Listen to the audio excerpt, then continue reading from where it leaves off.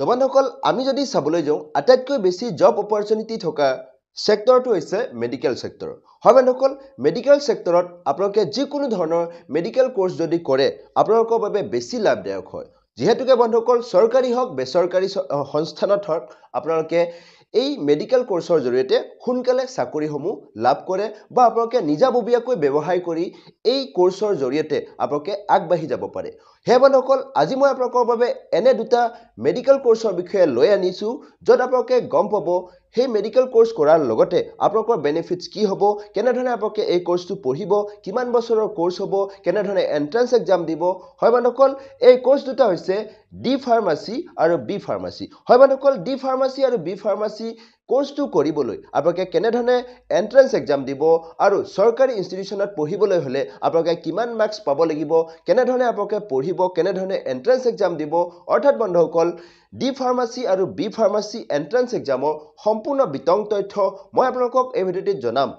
লগতে বন্ধুসকল এই ডি ফাৰ্মাসী আৰু বি ফাৰ্মাসী কোৰ্সৰ ভিতৰত কোনটো কোৰ্স কৰিলে আপুনি সোনকালে চাকৰি লাভ কৰিব বা কোনটো কোৰ্স কৰিলে আপুনি ফাৰ্মাসিষ্টৰ লাইসেন্স লাভ কৰিব সম্পূৰ্ণ বিতং তথ্য মই আপোনালোকক এই ভিডিঅ'টিত জনাম তো বন্ধুসকল তেতিয়ালে ভিডিঅ'টি হ'বলৈ গৈ আছে বহুত ইনফৰ্মেটিভ ভিডিঅ'টি হেহলৈকে চাব তো বলক আজি মূল ভিডিঅ'টিলৈ আগবাঢ়ো তো বন্ধুসকল আপোনালোকে যদি কৰোনাৰ পিছত চাবলৈ যায় তেতিয়াহলে আপোনালোকে আটাইতকৈ বেছি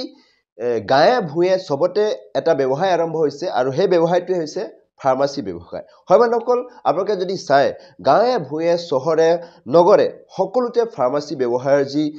ইম্পৰ্টেন্স বা তাৰ যি ব্যৱসায় সেই ব্যৱসায়ৰ যি পৰিহৰ হেতু বহুত ইনক্ৰিজ হৈছে আফটাৰ কৰোনা হয় বন্ধুসকল হে মেডিকেল সেক্টৰৰ কোৰ্স বা ফাৰ্মাসী হওক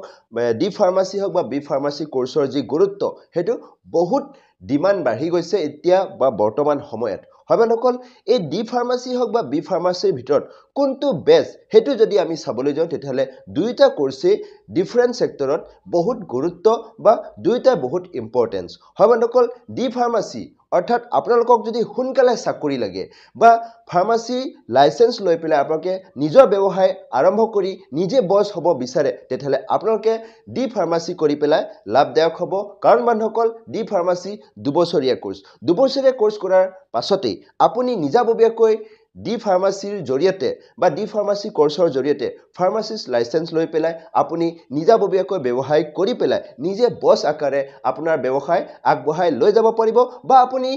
চাকৰি যদি কৰিব বিচাৰে তেতিয়াহলে ফাৰ্মাসিষ্টৰ চাকৰি আপুনি যিকোনো প্ৰাইভেট সেক্টৰত আপুনি কৰিব পাৰিব বা গভৰ্ণমেন্ট সেক্টৰতো আপুনি ফাৰ্মাসী পোষ্টৰ কাৰণে এপ্লাই কৰিব পাৰিব হয় বন্ধুসকল তেনে ক্ষেত্ৰত ডি ফাৰ্মাসী বহুত গুৰুত্ব আনহাতে বন্ধুসকল যদি আপোনালোকে লং টাৰ্ম অৰ্থাৎ বি ফাৰ্মাসী কৰিবলৈ যায় যত আপোনালোকে 4 বছৰ পঢ়িব লাগিব আৰু বি ফাৰ্মাসী কৰাৰ লগে লগে আপোনালোকে বিভিন্ন ধৰণৰ ফাৰ্মা কোম্পানী বা বিভিন্ন ৰিসাৰ্চ সেক্টৰত আপোনালোকে বি ফাৰ্মাসীৰ জৰিয়তে নিজকে ইনভলভ কৰিব পাৰিব বা আপোনালোকে তাত নিয়োগ হ'ব পাৰিব লগতে বন্ধুসকল পিছলৈ আপুনি এম ফাৰ্ম যদি কৰে তেতিয়াহলে এম ফাৰ্মৰ যিটো ৰাস্তা হেতু খোলা থাকিব যদি আপুনি বি ফাৰ্মাসী কৰে লগতে আপুনি বি ফাৰ্মাসী কৰাৰ লগতে তাতো আপুনি লাইসেন্স লৈ পেলাই ফাৰ্মাসিষ্ট বা আপুনি নিজাকৈ ব্যৱসায় তাতো কৰিব পাৰিব কিন্তু তাৰ বাবে আপুনি 4 বছৰ পঢ়িব লাগিব তো তেনে ক্ষেত্ৰত বন্ধুসকল দুইটাই বেষ্ট কিন্তু তাৰে ভিতৰত আপোনাক যদি সোনকালে চাকৰি লাগে সোনকালে ব্যৱসায় কৰিবলৈ বিচাৰে তেতিয়াহলে আপুনি ডি ফাৰ্মাসী কৰাটো আপোনাৰ বাবে বহুত লাভদায়ক হ'ব তেনে ক্ষেত্ৰত বন্ধুসকল আপোনালোকে যদি এই ডি ফাৰ্মাসী হওক বা বি ফাৰ্মাসী তাৰ বাবে পঢ়িবলৈ যায় বা তাৰ কোৰ্স যদি কৰিবলৈ যায় তেতিয়াহলে আপোনালোকে এটা এন্ট্ৰেন্স দিব লাগিব যেটো অসমৰ যিমানবোৰ চৰকাৰী বেচৰকাৰী শিক্ষানুষ্ঠান এডমিশন লবলৈ হলে আপোনালোকে এন্ট্ৰেন্স এক্সাম দিব লাগিব যেটো entrance exam Srimanta Chakradeva university of health সায়েন্সে কন্ডাক্ট কৰে যত আপোনালোকে এই এন্ট্ৰেন্স এক্সাম পাস কৰাৰ লগে লগে আপোনালোকে অসমৰ যিমানবোৰ চৰকাৰী মেডিকেল ইনষ্টিটিউচন আছে বা যিমানবোৰ বেচৰকাৰী মেডিকেল ইনষ্টিটিউচন আছে তাত আপোনালোকে এই ডি ফাৰ্মাসী আৰু বি ফাৰ্মাসী কোৰ্সটো কৰিব পাৰিব তো বন্ধুসকল তেতিয়ালে বলক আমি ডি ফাৰ্মাসী আৰু বি ফাৰ্মাসী এন্ট্ৰেন্সৰ সম্পূৰ্ণ বিতং তথ্য স্ক্ৰিনত গৈ ভালদৰে জানি লওঁ তো বন্ধুসকল তেতিয়ালে এইটো হৈছে হে নটিফিকেশনটো যেটো নটিফিকেশন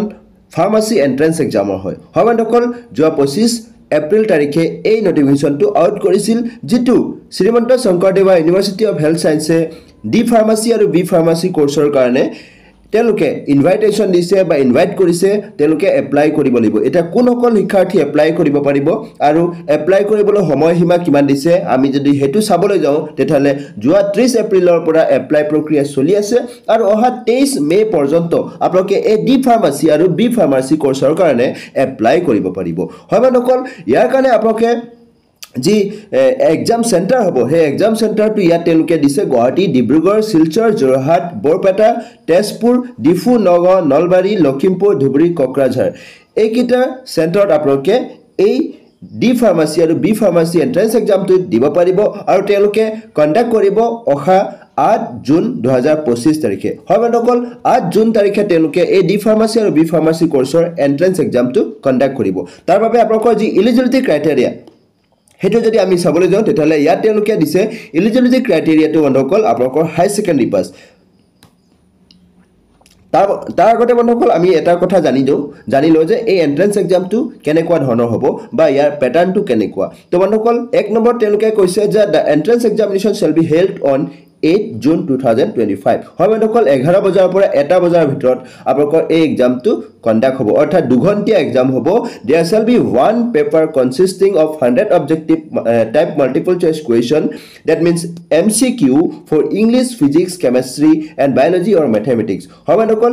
এই চাৰিটা সাবজেক্ট যদি আপুনি বায়োলজি বা ম্যাথমেটিক্স এই দুইটাৰ ভিতৰত যিকোনো এটা চুজ কৰিব পাৰিব তাৰ ভিতৰত আপোনালোকৰ MCQ হ'ব অৰ্থাৎ multiple choice question hobo jot apokor question will be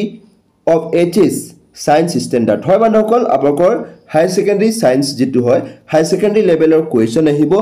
jot apokor distribution of marks jodi ami sabore jo english or pura 25 marks physics or pura 25 marks chemistry pura 25 marks biology or mathematics or pura 25 marks Tena khetrot merit shall be prepared based on the total marks obtained by each candidate in all the subject that means English physics chemistry and biology or mathematics the marks obtained by each candidate in each subject shall also be shown in the set list hoy banokol apnalok ei sarita subjector bhitorot kiman marks apuni carry koribole hoikhom hoise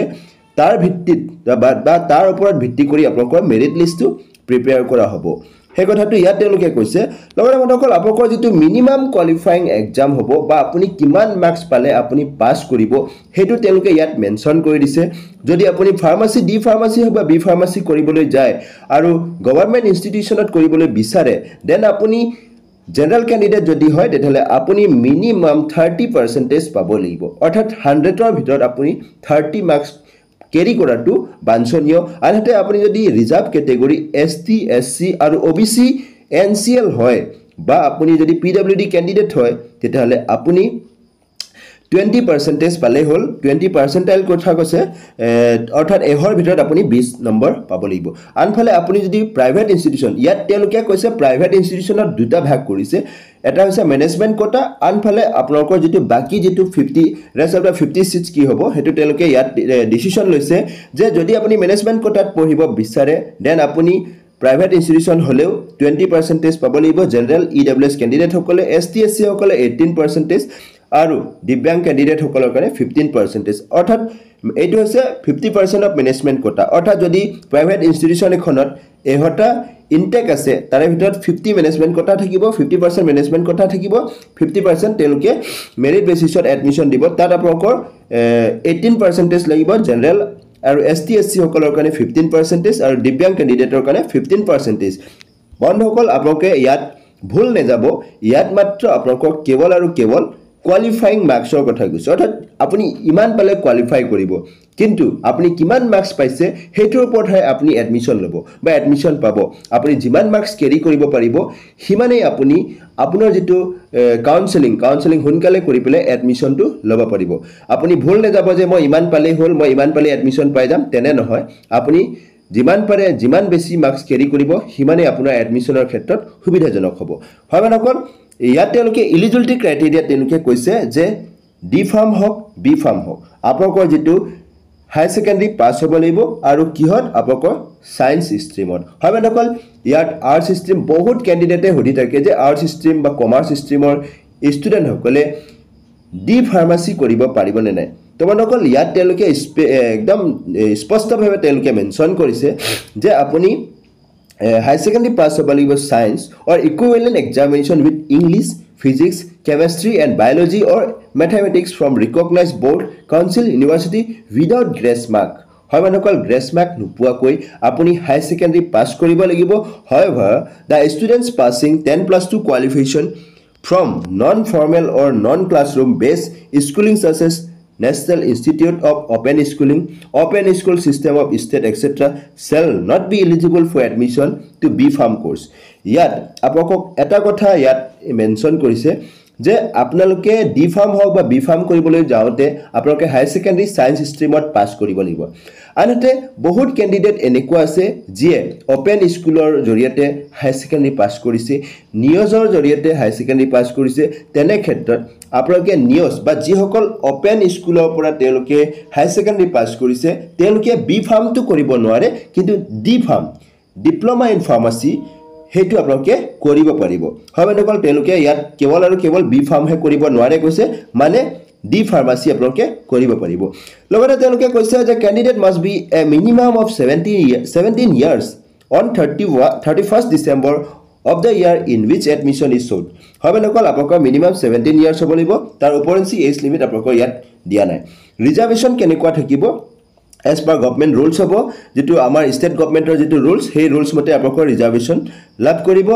আৰু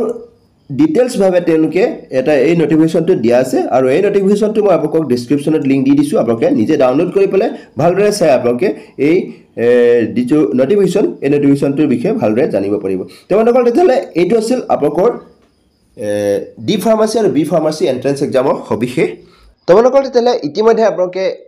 D ফাৰ্মাসী আৰু B ফাৰ্মাসী entrance এক্সামৰ সবিশেষ গম পালে,